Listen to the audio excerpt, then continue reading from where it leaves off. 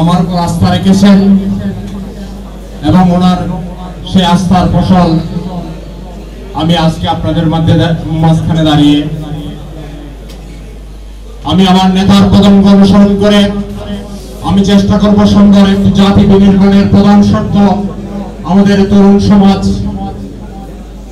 পরিকল্পিতভাবে রোহিঙ্গা জনগোষ্ঠীকে যেভাবে শিক্ষা চিকিৎসা থেকে বঞ্চিত করে একটি দুর্বল জনগোষ্ঠীতে পরিণত করে শেষ পর্যায়ে এসে তাদেরকে তাদের ভূমি থেকে বিতাড়িত করা হয়েছিল, তদ্রূপ আমাদের এই ভূখণ্ডকে নিয়ে ষড়যন্ত্র অনেক সুদূর প্রসারিত চেষ্টা চলেছে এই জাতিকে শিক্ষাহীন করার জন্য।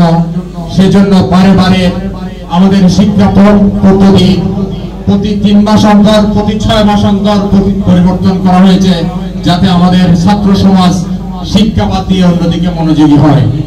আমাদেরকে ধাবিত করা হয়েছে পেন্সিলের দিকে, আমাদের যুব সমাজকে ধাবিত করা হয়েছে গুঠি নামক বাবার দিকে।